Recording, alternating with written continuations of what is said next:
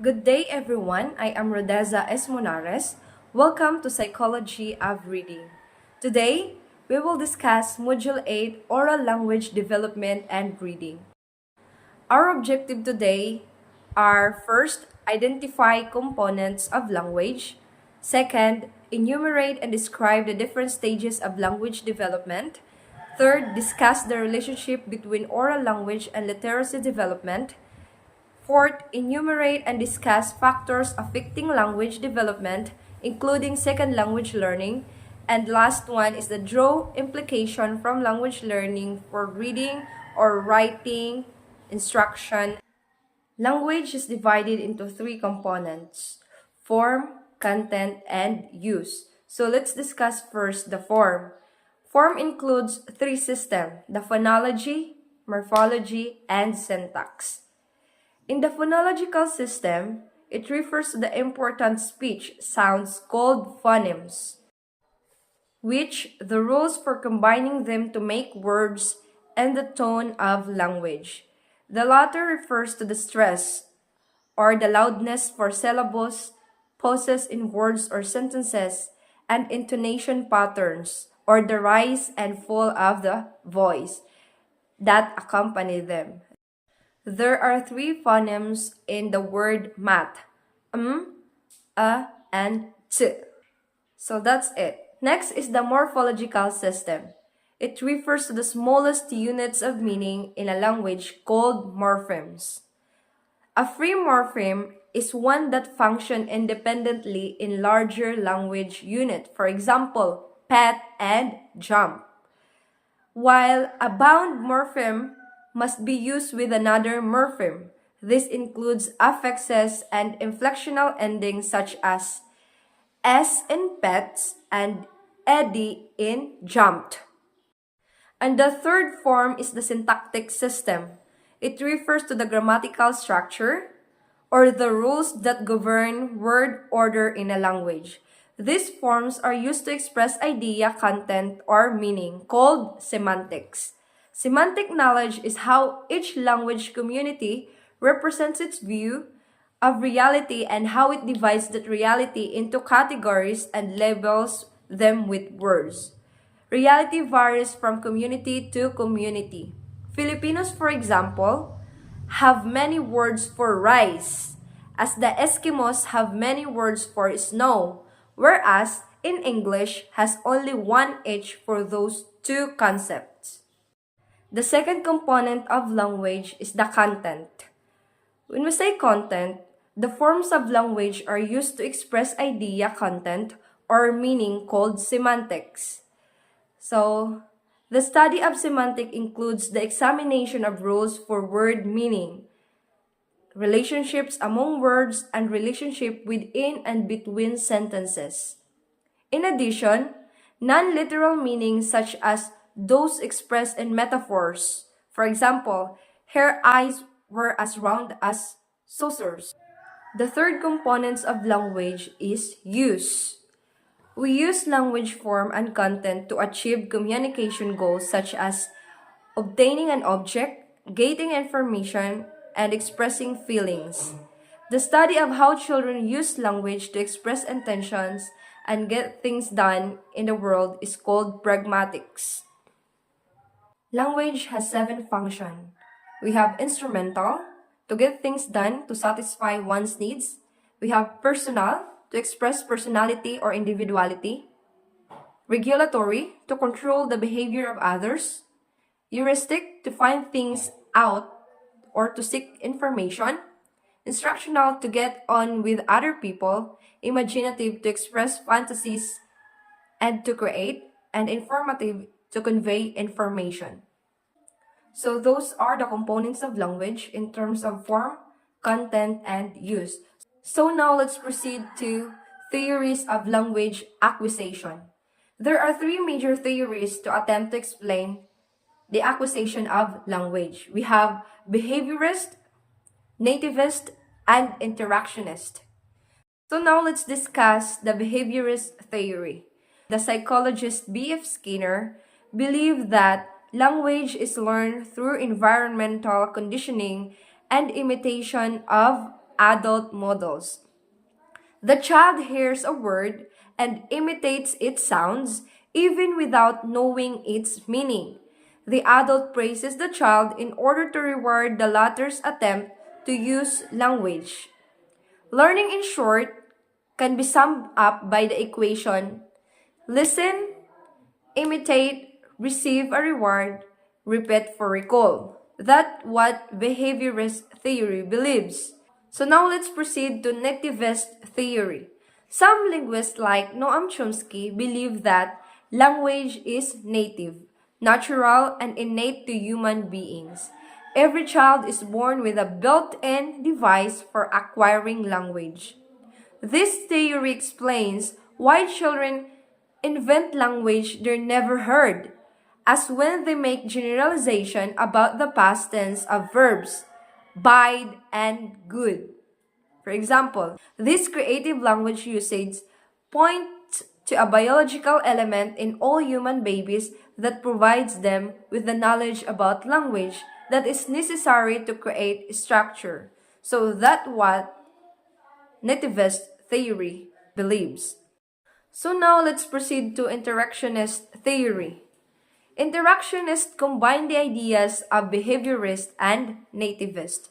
They propose that language is a product of both genetic and environmental factors. So it means that infants are born with the ability to produce and learn language by using their genetic abilities and by interacting with their caregivers. So combination of two theories. So that is the theories of language acquisition. To continue the discussion, let's discuss the stages of language development.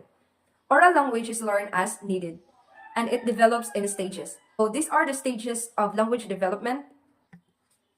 Looking at the table, we have the development of communication in early childhood.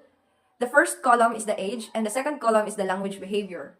So while the baby are newborn, their language behavior are cries, makes non-crying speech like sounds usually when feeding. And 1 to 2 months, the response to human voice, which has a quieting effect, cries for assistance, makes pleasure sounds, distinguishes different sounds, makes more guttural or cooing. And when they are in 3 months, they can turn heads when hearing a voice, responds vocally to speech of others, makes predominantly vowel sounds. After 3 months, strings of consonants. Various speech imitates tones, smiles at person speaking to him or her.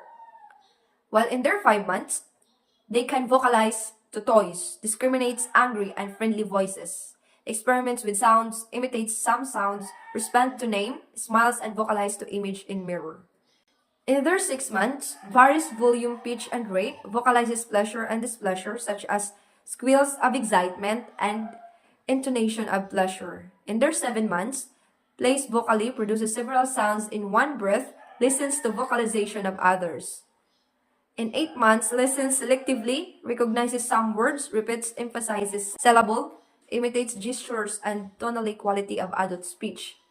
In their 9 months, produces distinct intonational patterns, imitates cough, hisses, tongue clicks, uses social gestures. While in their 10 months, imitates adult speech sounds if sounds are in child's repertoire, obeys some commands. 11 months, imitates inflections, rhythms, facial expressions. And in their 12 months, recognizes own name, follows simple motor instructions, especially if accompanied by a visual cue. To intonation, speaks one of more words, practices words he or she knows, and inflections. 15 months, points to clues, persons, toys, and animals' name, use words in conversation, has 4 to 6 word vocabulary. And in 18 months, begin to use 2-word utterances, has approximately 20 word vocabulary, identifies some body parts, refers to self by name, sings, and hums spontaneously, plays question answer with adult. In 21 months, like rhyming games, pulls person to show something, tries to tell experiences, understands some personal pronouns, uses I, and mine. While in their 24 months, they have already 200 to 400 word vocabulary. Names most common everyday object, uses short incomplete sentences, uses some prepositions in or on, and pronouns I, me, you, but not always correctly. Uses some regular verb endings, the affixes s, ed, and ing, and plural s, but not always correctly. Engages in short dialogues of a few turns about a topic. While in their 3 years, they have already 900 to 1,000 word vocabulary, creates 3 to 4 word sentences, uses sentences with subject and verb in simple sentence construction, plays with words and sounds, follows two-step commands, talk about the present, shows rudimentary beginning of turn taking in conversation by acknowledging partner with yeah and aha aha. While in 4 years, they have 1,500 to 1,600 word vocabulary, ask many questions, uses increasingly more complex sentence forms, recounts stories and the recent past, understand most questions about the immediate environment, has some difficulty answering how and why question, relies on word order for interpretation. In their 5 years, they have already 2,100 to 2,200 words, discusses feelings, comprehends before and after regardless of word order, follows three-step commands, has 90% grammar acquisition, produces short passives, uses mostly indirect request and some indirect request. While in their 6 years, they are maybe in preschool, at the age of 6 years old, has a speaking vocabulary of around 2,600 words and a comprehension vocabulary of 20,000 to 24,000 words, comprehends parallel embedding in sentences and imperative commands, has many well-formed complex sentences, uses all parts of speech to some degree, identifies syllables, acquires rule for plural as in roofs, skies, and dishes. While in 7 years, comprehends because, follows adult ordering of adjectives, can use words left or right and front or back, is able to manipulate sound units to rhyme, recognizes unacceptable sound sequences, understands most relational terms, understand here, there, this, that, I, and you as reference in conversations. So those are the stages of development of language. So now let's proceed to the factors that affect language development. The developmental stages you have seen can be applied to most children, but many factors affect oral language acquisition. Factors such as age, sex, intelligence, socioeconomic class, cultural differences, and values of the adults with whom the children interact. The factor that influence language development also influence concept development. As a result, children who are more advanced in language development are also usually more advanced in concept development. These children tend to do better readers than those who are not as advanced. So children seem to have problems in school when their first language is different from that used in school.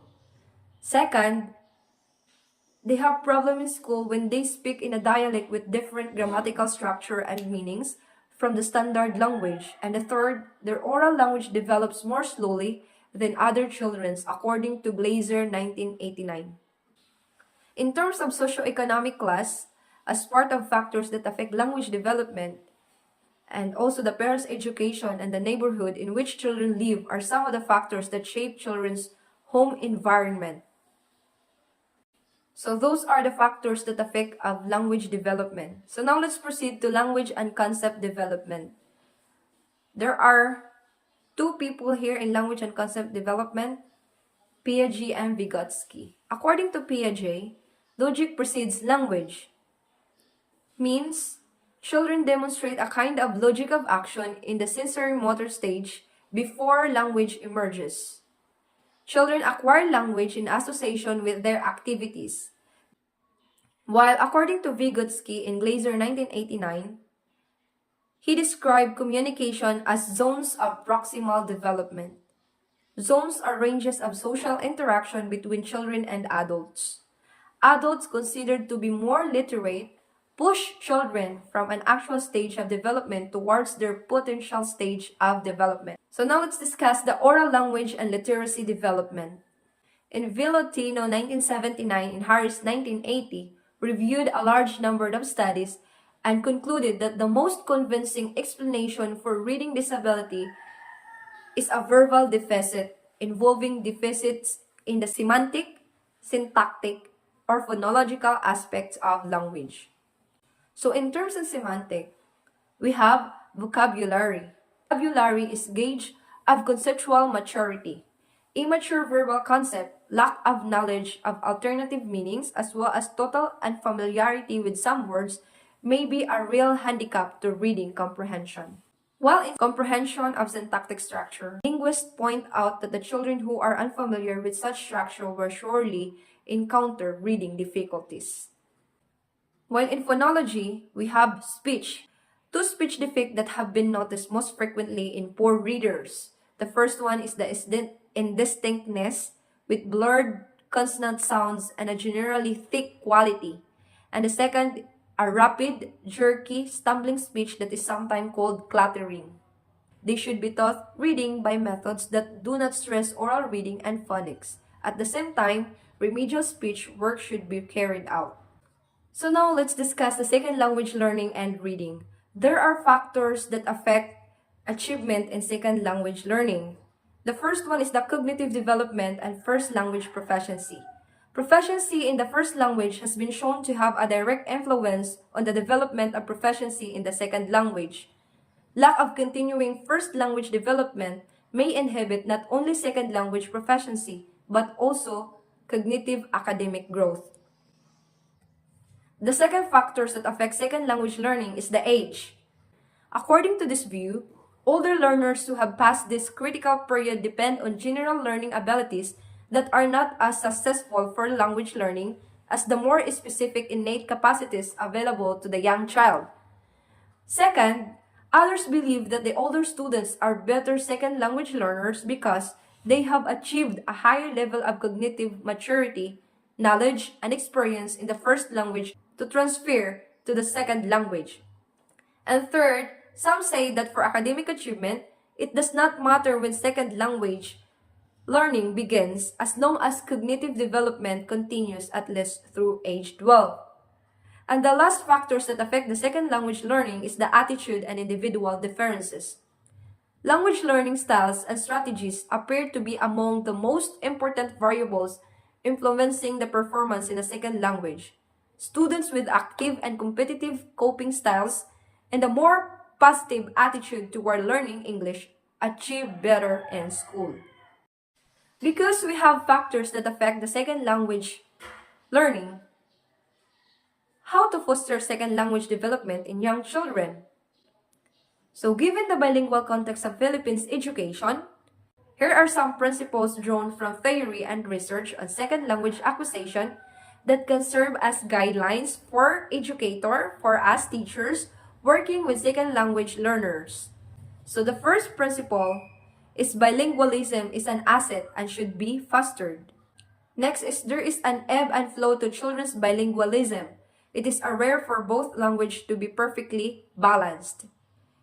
Next, the learner's language and cultural background should be respected. For some bilingual children, code switching or back and forth switching from first language to second language is a normal language phenomenon. Language is used to communicate meaning. Next, language flourishes best in a language-rich environment. And the last principle is children should be encouraged to experiment with language. So next, let's discuss the reading and writing in ESL classroom. Here are some well-tested approaches for promoting ESL learning through reading and writing. The first one is the language experience approach or LEA.